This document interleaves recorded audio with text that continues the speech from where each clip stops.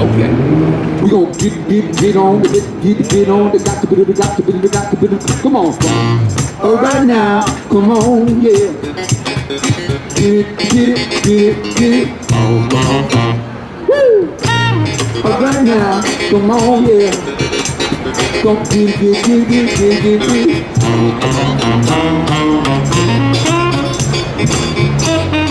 Girl, sing. Girl, thing, yeah. Girl, sing.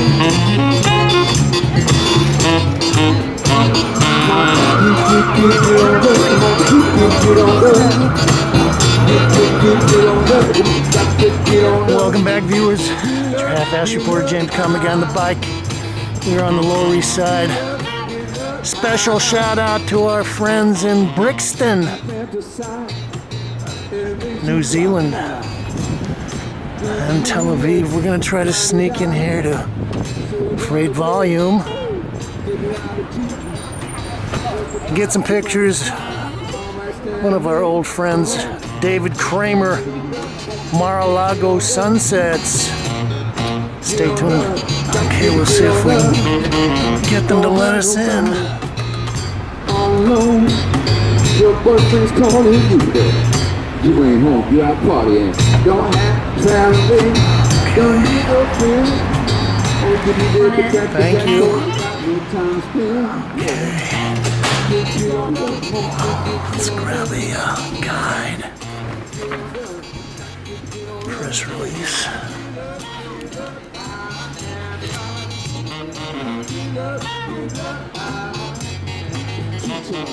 I came in last week and wandered through the show, but I was engaged with some other things, so I didn't have time to stop and do some video. But I decided we'd have to come back and at least do a cursory walk through here.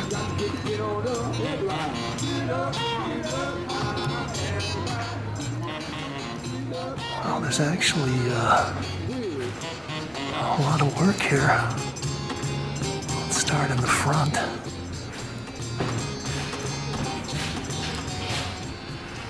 I want all of my memories to be epic memories.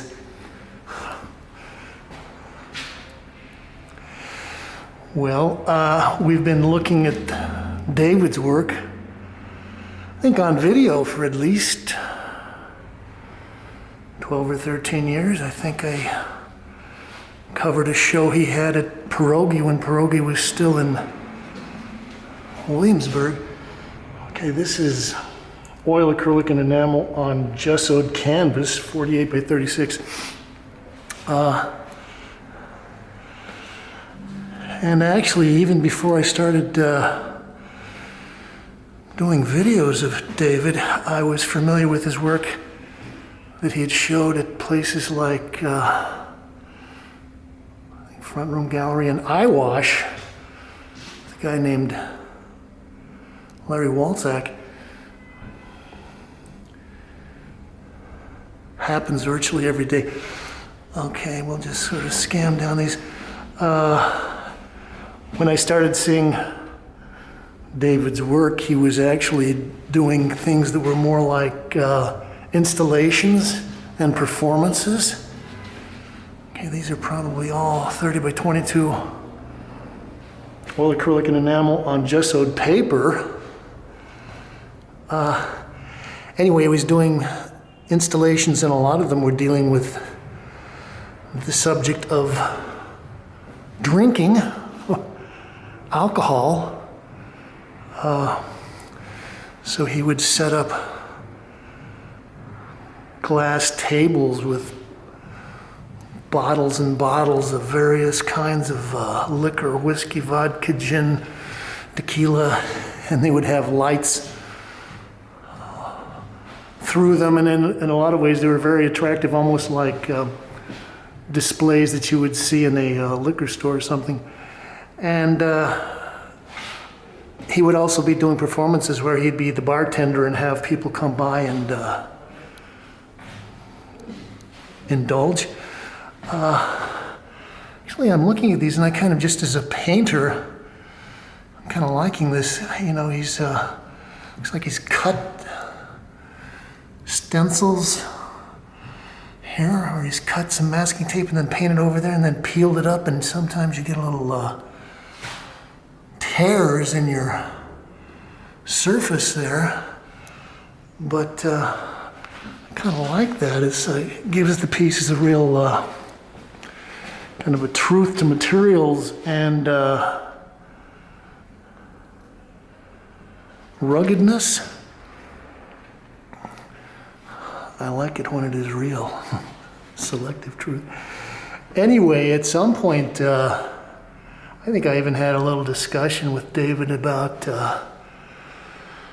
his ideas regarding painting, and so this is 12 or 13 years ago. He was saying that it was at that point there was a reaction against the re-emergence of painting, and there was a kind of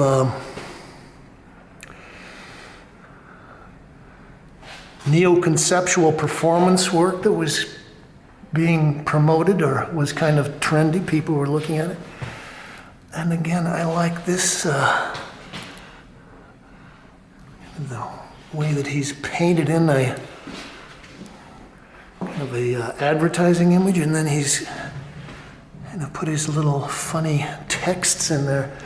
Anyway, David has always been a funny guy, and he may even do stand-up routines. Okay, I guess this one would be titled Shared Experience, 17 by 14. One of the reasons I wanted to come in and look at this show and comment a little bit is that,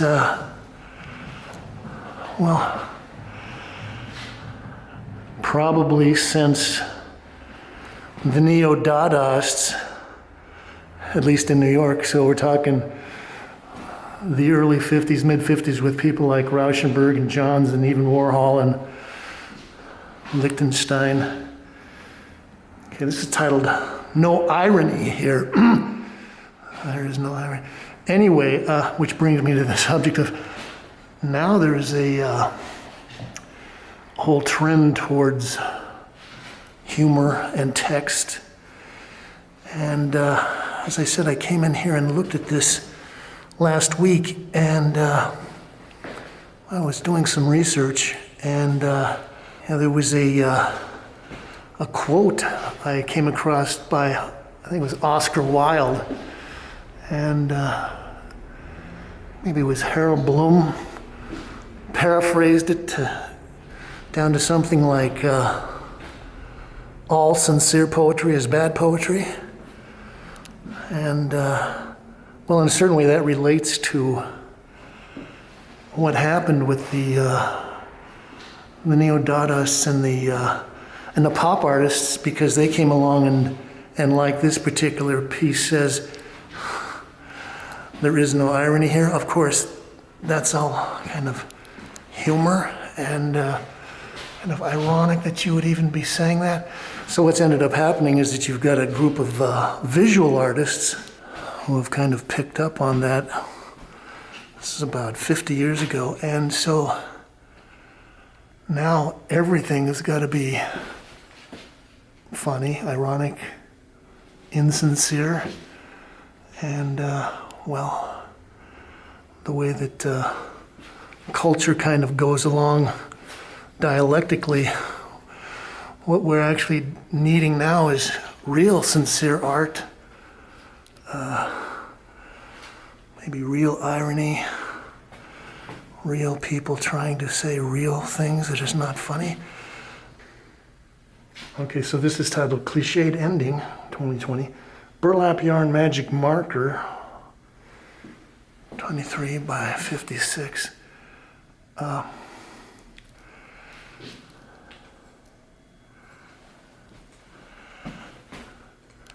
So I don't know whether David would be the end of the funny, ironic art, or just the beginning. I like the the materiality of these. And I imagine he must spend a lot of time, if he's actually doing this himself, if he doesn't hire this out.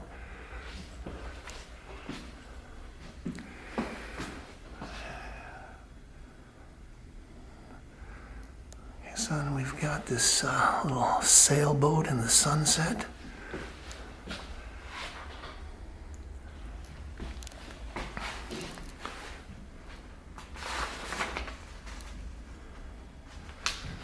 Yesterday was better. Okay, this is actually titled Until Tomorrow. Burlap yarn magic marker. This is 58-inch Tondo.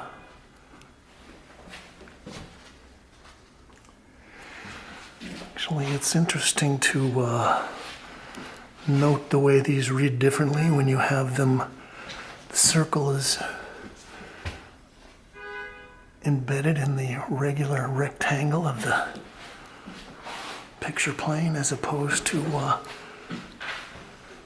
of floating just as a circle.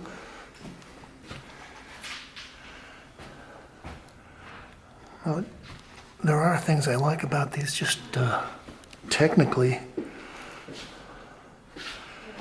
David's got a pretty high-keyed color sense.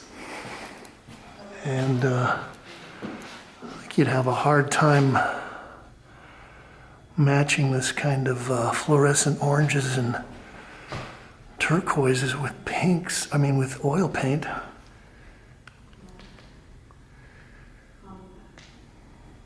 It's titled Orange Planet.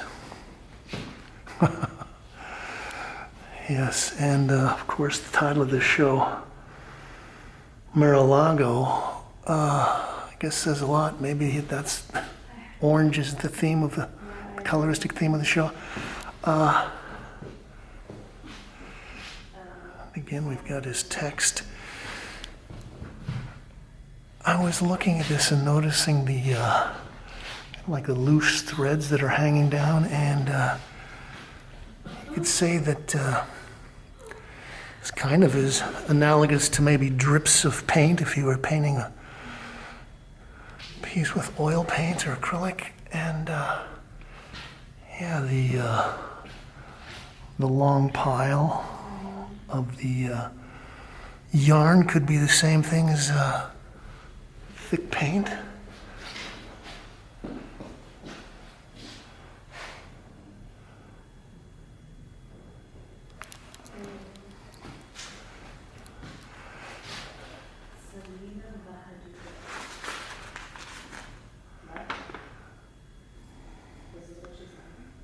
It's titled Over Easy. I never get tired of the cliches. Okay, so that's the sailboat again. I do like the way that, okay, so we've got to have a very subtle shift here on his eye, because he's using white lettering, but it would get sucked up in the white sunset.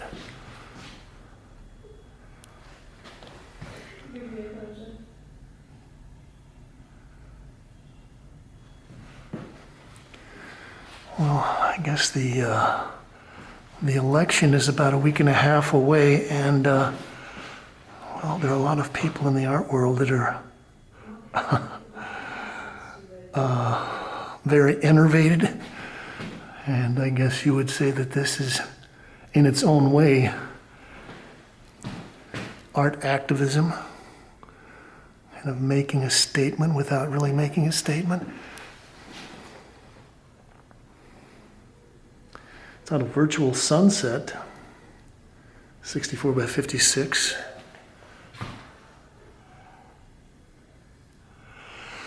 Well, gosh, a lot of these are dealing with sunsets, and he's talking about cliched endings. And, well, this also makes me think of a book by I guess some people have said was the last of the German Enlightenment philosophers, a guy named Oswald Spengler. Well, I guess actually wrote a book in the 20s and 30s called Sunset of the West, And in a lot of ways, this imagery kind of relates to that. The day after summer, again, no irony here, of course not.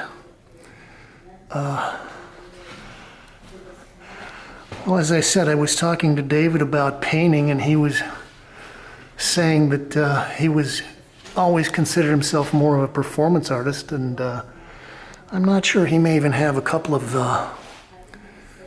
video pieces on YouTube or Vimeo. I don't know, you might do some research and find one. But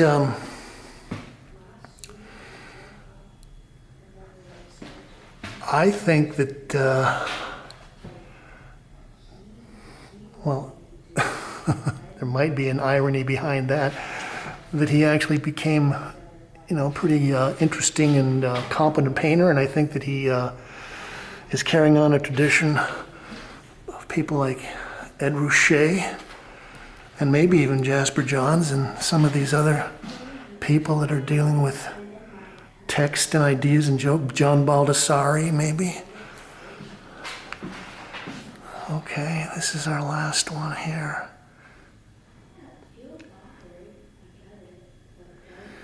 Mar-A-Lago sunset.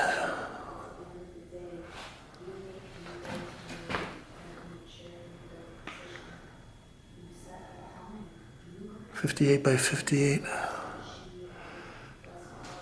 Anyway, I was also looking at some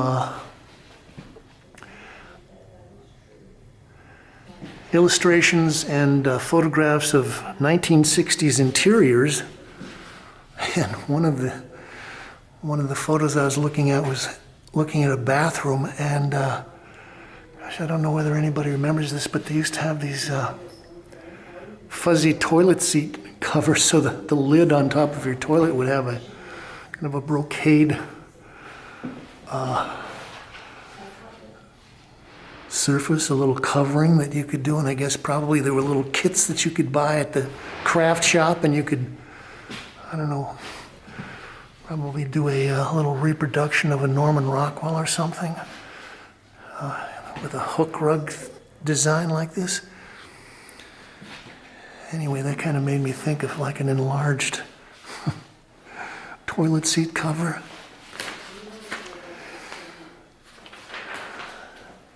So this has been a look at David Kramer,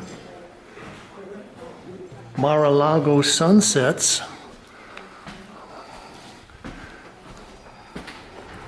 Here at Freight+Volume.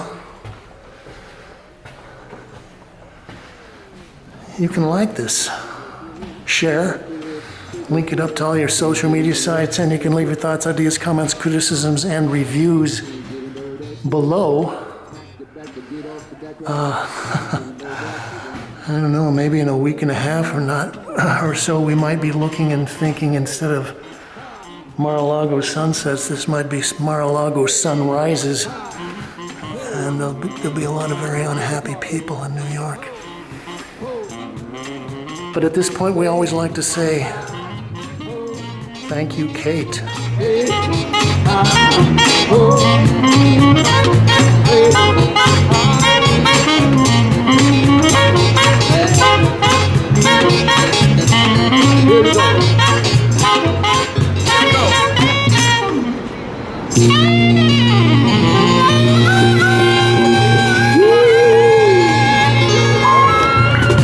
Nice. Give it up for the man, make him feel good. We're gonna do one more. Thank you.